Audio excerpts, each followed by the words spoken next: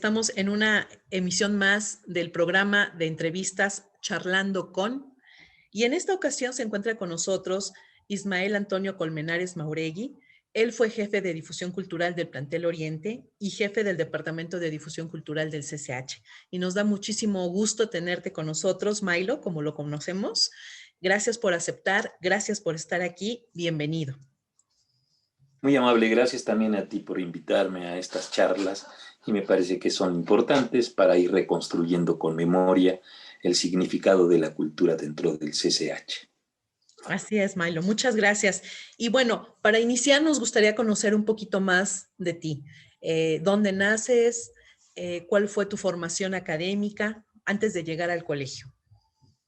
Bueno, por azares del destino, nací en Oaxaca, me vine luego a estudiar la secundaria aquí, estuve en la secundaria 3, la Niños Héroes de Chapultepec, allí en Avenida Chapultepec 183.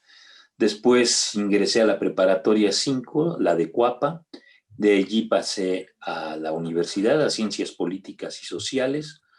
Y paralelamente estudié música un año en el Conservatorio Nacional y estudié también teatro con el maestro Héctor Azar.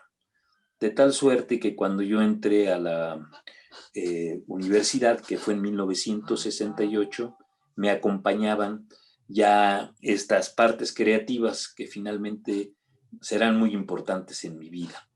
A partir de 1968, que es cuando está el movimiento estudiantil, no solamente me toca hacer un poco de teatro, sino que también formo una brigada musical junto con Paco Ignacio Taibo II, que se llaman Los Nacos, la cual se empieza a presentar en diversas plazas dentro de la universidad. Nos vamos a los camiones, pero como a la semana y media esta brigada se separa, porque Paco decide estar con la parte de la literatura, se da cuenta que no es buen cantante, y en ese sentido, pues regreso a políticas con brigadistas, y se van conformando en cada ocasión diferentes gentes, hasta que queda un compañero de ciencias, Armando Vélez Jiménez, quien fue luego maestro del CCH, y también José Martínez Mesa, un compañero que venía de un grupo de rock que eran los Juniors y que había hecho teatro también, y Juan Ramón Castillo, también él venía de filosofía y letras de teatro. Entonces con ellos hacemos brigadas alternadas, siempre me toca asistir a mí, realmente son brigadas que llegan a tener mucho éxito, juntamos una buena cantidad de dinero. Paralelamente, pues está el teatro en esos momentos y me toca trabajar con Tomás Ceballos, un director que luego se fue a Yucatán, y luego con Miguel Flores, un extraordinario director también de teatro. A partir de allí me invitan a trabajar en la compañía de teatro universitario.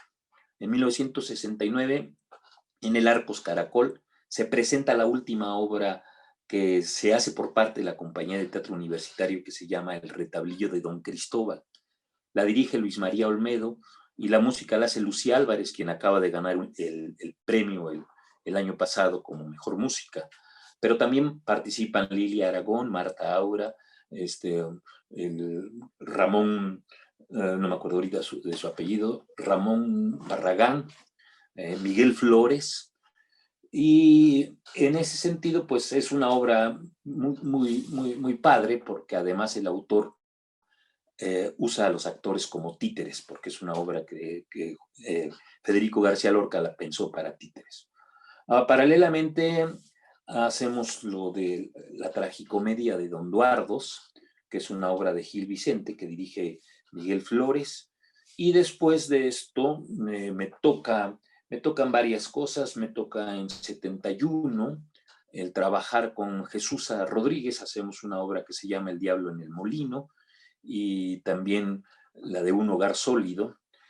Y en ese sentido, bueno, pues están las dos partes que me están alimentando, el teatro y la música. Pero también está mi parte entre comillas, científica, que es la sociología. Se vienen lo que es los concursos para entrar a dar clases de historia en ese momento, y decido participar. Decido participar porque me parecía que el CCH era un proyecto bien padre. Estoy hablando ya de 1973. En 1973 entro al CCH en un concurso. Estamos 250, no sé cuántos, pero sí eran muchos los que queríamos dar clase por varias razones. Primero, porque era un espacio de libertad, pero también por otro lado, porque el CCH estaba ofreciendo una alternativa diferente y sabíamos que el doctor Pablo González Casanova había impulsado este proyecto. De tal suerte que entramos a este concurso. Yo quedo en segundo lugar, esto es importante decirlo. El primer lugar lo obtuvo Luis Gutiérrez porque él ya había terminado su carrera. No se había recibido, pero ya había terminado. Y yo era apenas estudiante de sociología. Pero bueno, quedé en segundo lugar y me dieron oportunidad de escoger a qué plantel irme. Y los planteles que se iban a instalar la materia de Historia de México 1 y 2 eran el sur oriente, pero podía irme también a cualquiera de los otros. En ese momento yo ya también estaba trabajando dando clases de literatura y teatro en un CECIT, allá por Ciudad Nezahualcóyotl. De tal suerte que entonces no lo pensé mucho y teniendo en cuenta que había compañeros que conocía que estaban en el plantel Oriente, decidí irme a Oriente. Y allí firmé por 15 horas, tenía derecho a 30, pero llegamos a un acuerdo todos los aspirantes de que íbamos a contratarnos con 15 para que entraran un mayor número de maestros. Y así empieza pues mi parte en el CCH. Yo participaba en lo que era el FARO, el Frente de Arte Revolucionario Organizado, con José Hernández de Delgadillo, que por cierto es el que pintó muchos de los murales del CCH, entre otros el de Oriente, con Leopoldo Ayala, un extraordinario poeta, con Judith Reyes, con José de Molina, el grupo de teatro Los Mascarones. Y bueno, en ese momento lo que hacen es que nos piden que de la parte creativa complementemos los cursos de materialismo histórico. Decidimos hacerlos y nosotros arrancamos con los modos de producción precapitalista. Allí escribo una obra que se llama Introducción a la Historia. Esta obra la vamos a presentar en ese momento, me acuerdo, era Coco Gaitán, Gabriela Huesca, Ricardo Pérez Monfort, que hacía la música, que es un extraordinario historiador ahora, y estoy yo. Nos va bien, y a partir de allí viene mi conexión con el CCH, de tal suerte que en 73 cuando entro, y los alumnos que me han visto me piden que si no lo trabajo con ellos. Y hacemos un primer grupo de teatro independiente que va a ser el grupo Revolución. Bien, después yo me margino del grupo, pero viene otro grupo de jóvenes también que me piden que si no los dirijo, porque se viene el concurso de teatro del CCH. Y en ese momento, quien estaba como jefa de difusión cultural era Elba Macías. Elba Macías, la esposa de el gran poeta y el gran escritor Laco, le decíamos, y Heraclio Cepeda, pues. Y entonces asistimos, preparamos, les dije, yo tengo una obra, que es la de Introducción a la Historia, si gustan la presentamos, preparamos a los jóvenes, a las jóvenes, y nos presentamos. Y al momento de presentarnos y dar los resultados, pues quedó como la mejor obra de teatro, el mejor grupo y la mejor dirección. Bueno, tú llegaste al CCH desde los inicios prácticamente del colegio, cuando todavía me imagino que no estaban bien conformados los departamentos de difusión cultural en cada plantel. ¿Tú sabes más o menos en qué No. época ya se formaron como tal? Antes creo que eran extensiones académicas, si mal no recuerdo. ¿Sabrás un poquito de esa Sí, historia? mira, lo que yo he averiguado es que a partir de, es decir, quien va a suceder a Elba Macías va a ser Alejandra Sea, una compañera que conocí mucho, porque además ella también estuvo en Cleta, ella presentó la obra de Peter Baez, la de Fantoche, dirigidos por Carlos Jiménez, y allí nos conocimos, ¿no? Allí tuvimos una buena relación y luego pues nos encontramos en el CCH. Cuando está Alejandra, ella empieza a impulsar el que debe haber representaciones de jefes de difusión. Había ya maestros de teatro, estuvo Silvia Corona, estuvo Marta Valdés, estaba Josefina Brun, ¿sí? Y entonces había pues ya una parte que estaba clara, había maestros ya de música. Me acuerdo que al CCH Oriente fue uno de los folcloristas a dar clases de música, y ahí hubo muchos grupos de música folclorista, digo folclórica, pero que en otros lados fue la parte coral, con David allá en Azcapotzalco y luego en Vallejo. Luego Mendía, que fue alumno del CCH, también estaría en la formación de grupos. Carlos estaría en el CCH Sur. De tal suerte que la impresión que yo tengo es que a partir de Alejandra Sea es cuando se impulsa estas maneras de organizar la cultura.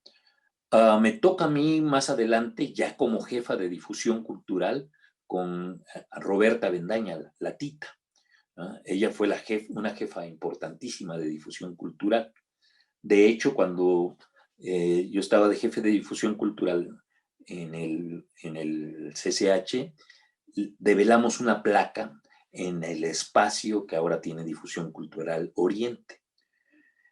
Y bueno, en esas circunstancias, lo que percibo yo es que se da esta organización. Ahora, aquí es importante aclarar que yo me había mantenido al margen, me identificaban más los movimientos estudiantiles, la verdad, ¿sí?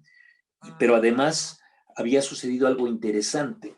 Con el grupo de teatro que habíamos formado, Informe NACOS, este grupo de teatro fue en 74 a presentarse a Guerrero, a un festival de teatro. Y allí estaba un cuate que se llama Oscar Chicone. Y él venía buscando grupos de teatro para ir al Festival de Teatros de Nueva York. Entonces él invitó al grupo Informe a que fuéramos a Nueva York. De tal suerte que en ese sentido, por ahí hay algunas gacetas, porque me tocó hacer un trabajo de revisión de gacetas y encontré que hay una en donde se habla de que somos invitados a Nueva York. El grupo de jóvenes, conmigo, nos vamos a Nueva York y de allí conocemos a Luis Valdés y nos invita a que nos vayamos hacia el Festival de Los Ángeles. Pasamos antes por Chicago, de tal suerte que esto nos permitió establecer con un grupo de teatro del CCH una serie de conexiones a nivel internacional. Esto fue importante, porque además hay otra cosa que me parece que sí hay que resaltar. En 75 entramos con una obra ya mucho más estructurada. Esa vez se portó muy bien Elba Macías y nos compró una estructura padrísima que usábamos.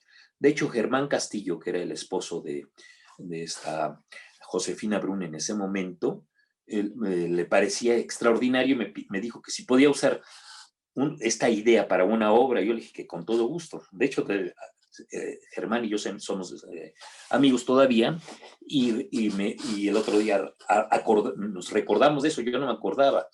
Entonces era una estructura metálica, un cuadrado, y la obra hablaba sobre un personaje que inventé, que se llamaba Carmelo Hernán Ernesto.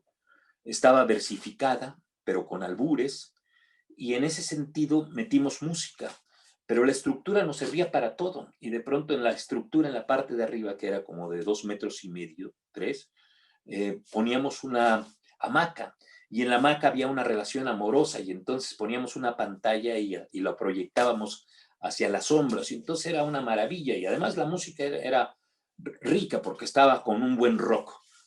En ese sentido, pues empiezo a tener muy buena relación con la parte de cultura. Tan buena relación que Elba Macías me propone que hagamos un primer experimento en donde Josefina Brum va a dirigir la obra de Bertolt Brecht, que es El Círculo de Tiza. Y se van a invitar actores profesionales, pero quiere que el grupo que trabaja conmigo participe con ellas. Y entonces es algo loquísimo, ¿no? Creo que es la única vez que se hizo. Y además eh, invita a otro compañero que se llama Naldo Labrín, quien él venía con el grupo Sanampay, para que junto conmigo y yo hiciéramos la música. Hicimos la música. Además, esa música estuvo en la terna de las mejores músicas de teatro en esa época. Pero bueno, ese es otro problema. Y de tal suerte que presentamos esta obra, la del Círculo de Tiza, fue un experimento padre. Ahí estaba Eduardo López Rojas, que era justamente uno de los Caifanes, estaba Silvia Corona, que actuaba, ¿sí? Estaba Jorge Cepeda, estaba ¿quién más? Bueno, había la mamá de Silvia Corona, Angelita, que incluso llegó a hacer hasta teatro con Cachirulo. Bueno, pero fue muy interesante esto y en ese sentido me gustaba más a mí mantenerme al margen, porque esto me permitía mucha movilidad, más que estar incrustado. Tenía muy buenas relaciones con ellos, tuve muy buenas relaciones también con Alejandra, ni se diga, ¿sí? Pero siempre entendiendo eso, entendiendo que había, es decir, que nosotros colaborábamos, pero no éramos parte de eso desde el punto de vista formal, ¿sí? Pero bueno, esa es la impresión que yo tengo, que es con esta mujer donde se impulsa. Donde empieza realmente a formarse, a impulsarse la cultura en el colegio. Qué bien, Milo. Son muchísimas anécdotas, ¿no? De esa época en la que estuviste tú ahí en contacto con los maestros, con toda esta gente haciendo teatro, haciendo música. Y bueno, de hecho, creo que no has parado, ¿no? Ya son muchos años en los que has estado tú activo, ¿no? En la música a través del grupo de los Nacos. Platícanos un poquito de ellos, de tu grupo. Bueno, sí, claro. Mira, el grupo, como dije, nació en 73, digo en 68, perdón, y en 68 fue en el grito que dio el ingeniero Eberto Castillo cuando nos invitaron a cantar. Yo había hecho una parodia que se hizo muy famosa, famosísima, o sea, la cantaba todo mundo, se llamó La Balada del Granadero. Bueno, se llama porque todavía la siguen cantando. Y esta canción nos permite que cuando se organice el grito de la independencia el 15 de septiembre del 68, nos inviten para que abramos. Y bueno, pues llegamos a participar con mucho miedo y nos dicen cómo se llaman. Y ahí menudo problema al que nos meten. Pero teníamos claro, sabíamos que no queríamos ser como los grupos juveniles que había en ese momento, porque tenían muchos nombres en inglés, es decir, los Hooligans, los Teen Tops, los Crazy Boys, ¿sí? Los Juniors. Entonces dijimos, no, pues vamos a ponernos un nombre que a ningún otro grupo se le ocurra. Y sabíamos que la gente que llegaba del campo a la ciudad siempre la trataban de una forma despectiva, que le decían indio, nahualón, tepuja, yope, mije. Y en ese momento dijimos, ahí está la clave. Nos llamamos los Yopes de Oaxaca, nos llamamos los Tarahumaras de Chihuahua. No, pues vamos a llamarnos los Nacos, es mucho más citadino. Y nos llamamos los Nacos y lo pusimos con K. Y cuando nos presentaron, un compañero del comité, que ahora, bueno, que estuvo en el comité, ahora por desgracia murió él, a la hora de presentarnos, dice, y por cierto, dice que se llaman los Nacos y se ríe. Y entonces la gente se ría y complicidad. Entramos con unos nervios terribles. Yo tenía 17 años, 18, estaba por cumplir. Entonces, con el miedo que te da, y además ver a mucha gente, y además venía Óscar Chávez, y venía Enrique Ballesté, y venía Judith Reyes, y entonces te subes con ese miedo, pero empezamos a cantar las 2 o 3 canciones que nos había y terminamos con nuestro éxito, La Balada del Granadero.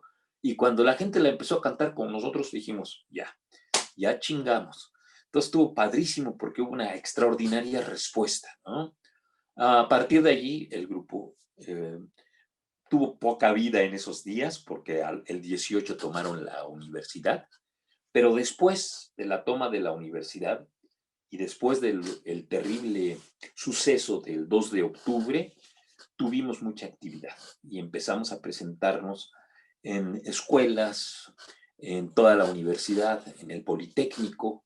Grabamos un disco en 1969, un disco bien bonito porque además un pintor cubano, Fremes, nos lo obsequió la pintura. Es una pintura simbólica porque por un lado está una mujer vietnamita en donde le está saliendo sangre del lado derecho y del otro lado está una chava de Revlon pintándose los labios y los dos son del rojo.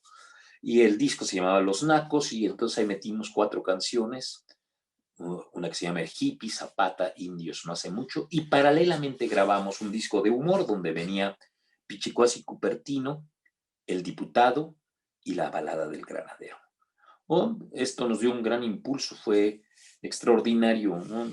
Nos permitió entrar a diferentes plazas, a diferentes lugares. Nos presentamos en todos los cafés que había en Insurgentes, en el Apache 14, en el Cerebrum, en el Ipanema, en el Pirulí. Ahí conocí, por cierto, a Víctor Iturbe, ¿no? Ahí aprendí mucho también porque eran en realidad presentaciones que a mí me parece que fueron los antecedentes al stand-up, porque hacían mucho juego con el público y claro, aquí era la música la que usaban de eje. Y bueno, ahí aprendimos mucho nosotros. Hasta que en 1971 llega un señor, estábamos en el Cerebrum, exactamente donde ahora es el World Trade Center, ahí estaba el Cerebrum.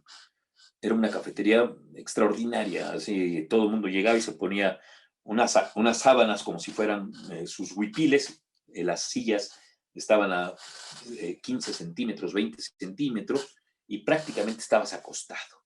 Había un escenario pequeñito y ahí cantábamos. Pues entonces, terminando de cantar, llega el compañero que era el mesero y nos dice, oigan, allá hay un señor que me parece que es importante que lo vea. Y se lo está esperando ahí en la esquina y quiere salir con ustedes. Ya llegamos a la esquina, entonces resulta que el señor era Raúl Velasco. Entonces Raúl Velasco dijo, ¿saben qué? Los quiero para que se vayan al programa siempre en domingo. ¡Wow! Dice, acaban de presentar ya la canción de las preguntitas y si quitamos algunas cosas de las que ustedes tienen, pues pueden encajar perfectamente. Oh, y pues déjate lo decimos después, lo empezamos a pensar y dijimos, no, nosotros venimos de un movimiento, no queremos estar con, no queremos estar con esto de siempre en domingo. Además, hasta hacíamos burla, decíamos siempre lo mismo y cosas por el estilo. Y en ese momento rompimos con todos nuestras relaciones de cafés, del Patachou, de todos los que te mencioné, y decidimos irnos de gira autogestiva. Y entonces agarramos unas cajas de discos, agarramos nuestras 2 guitarras, un melodión, una flauta dulce, el sleeping, y vámonos de aventón por toda la República. Fue una gira extraordinaria, extraordinaria. Llegábamos a las plazas, cantábamos, la gente se acercaba, vendíamos discos, se nos acabaron los discos en Tampico, bajamos a Ciudad Victoria, bajamos a Monterrey, bajamos a San Luis Potosí, fuimos a Guadalajara, llegamos hasta La Paz, en fin, fue un viaje realmente alucinante. Pero también sus consecuencias es que allí en ese momento íbamos Armando Vélez, este maestro del que te digo que es del CCH, Edmundo Salazar, un compañero de Ciencias Políticas y yo, y en Guadalajara Armando Vélez dice, adiós, yo ya no sigo, quiero terminar de actuario y colorín colorado. Terminamos la gira nosotros, nos regresamos y ahí se acaban estos primeros nacos, por decirlo, ¿no? Pepe, que era el que había cantado conmigo, lo invito, pero él estaba trabajando con Gabriela Huesca, pero deciden dejar su grupo para incorporarse a los nacos. Aparece luego Amparo Martínez, una extraordinaria mujer, bióloga, que ahora es muy creativa y entonces está Amparo Martínez, Gabriela, Pepe y yo. Hay una relación amorosa que tengo con Gabriela, hay un truene y nos quedamos nosotros tres. Se va luego Pepe, me quedo con Amparo, se va Amparo y entra un cuate que se llama Rodolfo Fajardo y luego entran Paco Barrios, el más tuerzo, y Elia Crote. Y ahí nos aventamos un buen trecho. Después de esto, ellos eran pareja, Paco y Elia eran pareja. Tienen problemas, ¿no? Viene lo de Botellita de Jerez.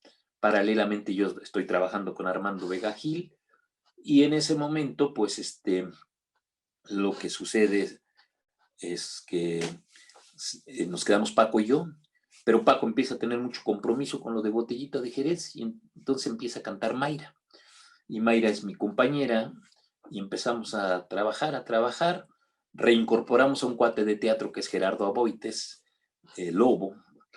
Entra él, vamos nosotros tres, luego entra Armando Solares, entra Enrique Rentería, el que hizo el guión de Todo el Poder.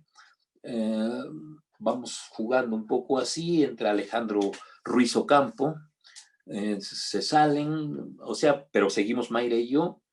Entra después Alejandra, y finalmente se sale el Lobo, se dedica a la administración de los teatros, al del Chola y luego al de Coyoacán, y entonces nos quedamos Mayra, nuestro compañero Jorge Dávila y yo.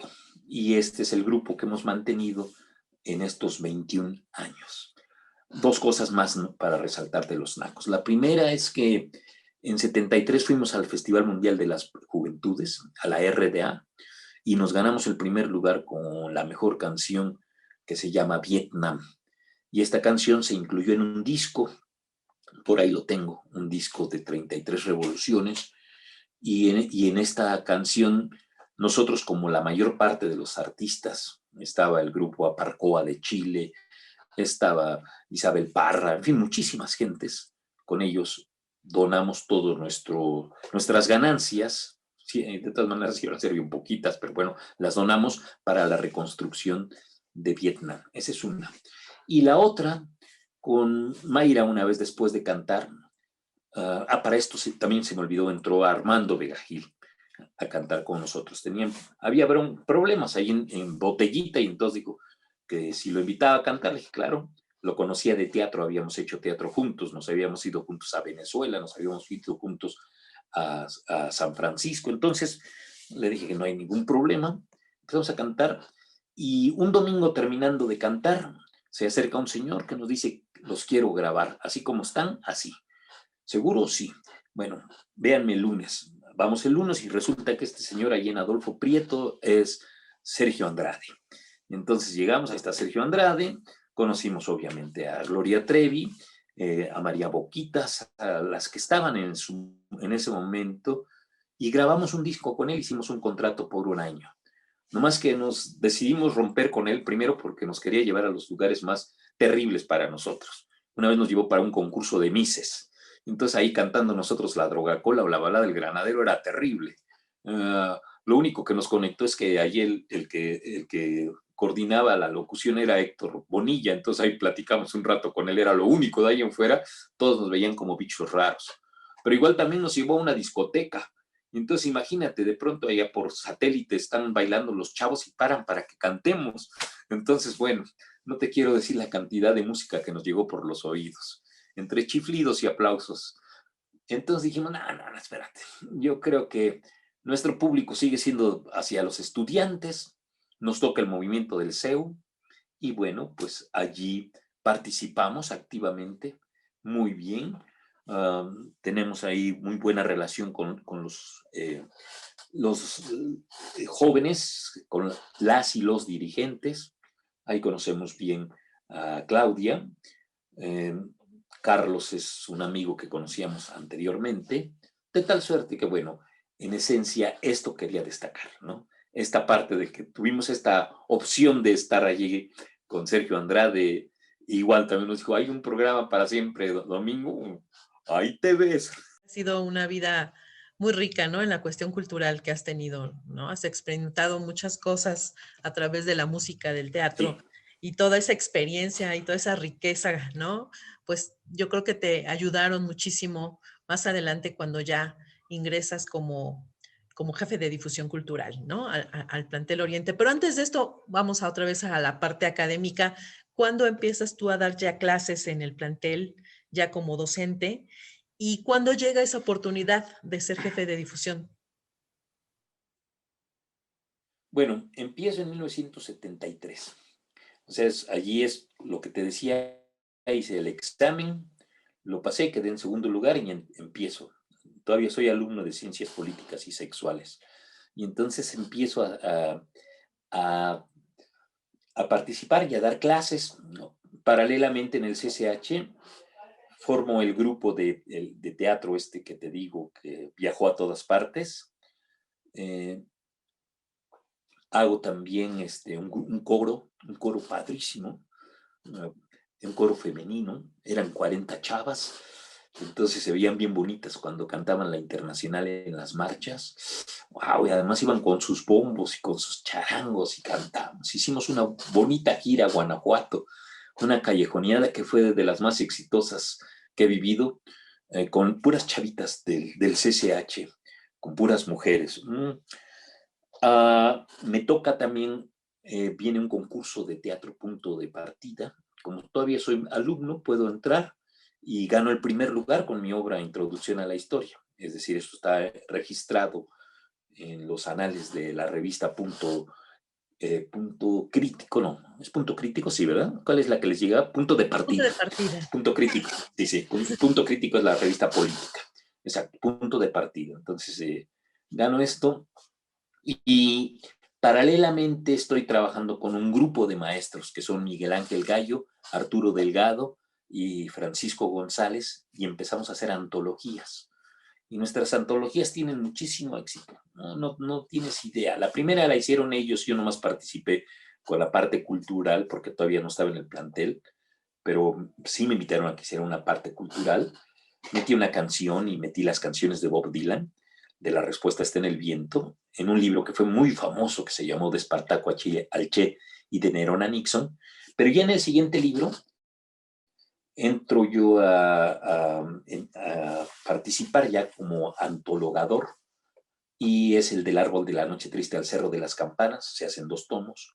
Luego hacemos uno donde no, por problemas de que Arturo Delgado estaba haciendo su segunda carrera, él es historiador y estaba haciendo la carrera de economista. Hacemos un segundo libro y entonces entra Luis Hernández, el que ahora hace todos los martes la reseña de las cuestiones políticas en la jornada. Entonces hacemos con él este segundo libro que va a ser 100 años de lucha de clases en México.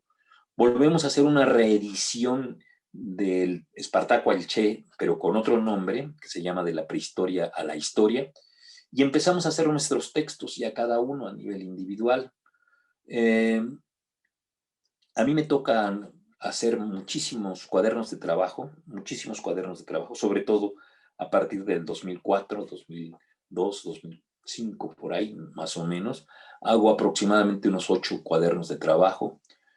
Y en la parte académica, pues gano un premio que es el concurso del mejor ensayo. Eso es a nivel oficial. eh, y se publica mi obra, que es La cultura en México de 1928 a 1934. Me parece que ahí en esa época el secretario era Palacios, García Palacios, y no me acuerdo quién era el director, no me acuerdo si era el maestro Bazán o si era Alfonso López Tapia, alguno de los dos. Y me publican la obra en la colección Tetaedro. Y esta es una buena propuesta porque a partir de aquí yo lo tenía muy claro. Imagínate, mi abuelo era músico, mi abuelo fue de los que hizo la orquesta típica. Mi madre eh, daba clases de música, había piano, yo aprendí a tocar piano por ella. mi familia del norte y también la del sur eran músicos, y entonces mi contacto era con la música, ¿no? Y con el arte y con la cultura. Siempre estuvo presente, eso no me queda claro, me queda claro. Y entonces el participar y combinar la cultura con la historia para mí fue extraordinario, porque me dio un elemento que no había descubierto, y era metodizar la parte de la cultura, de la investigación, y encontrar puentes con la creatividad. Esto luego me llevó a hacer biografías de mujeres. Algunas de las biografías que hice la biografía de Frida Kahlo, de Benita Galeana, de Antonieta Rivas Mercado, de Judith Reyes, la biografía de Nahuin Olin, la biografía también de la Nacha, de la Tita. Entonces, de pronto también la parte de las mujeres me jaló. Y en ese sentido, no he dejado de estar publicando textos dedicados a las mujeres, aunque claro, yo no tengo por qué explicar lo que las mujeres son, pero sí puedo metodizar lo que las mujeres han sido. Y bueno, hay extraordinarias personas que han hablado sobre las mujeres de una forma histórica, ¿no? Ahora, en esta parte, te cuento, mira, eh, recuperé algunas cosas. Esta es una primera historia agenda donde viene unos artículos, o un artículo concretamente mío. Por cierto, ahí viene también uno de Alejandro, el que es ahora de difusión cultural del CCH Oriente. Pero yo hice las 8 películas que las personas tenían que ver, que sirven como complemento para la historia de México.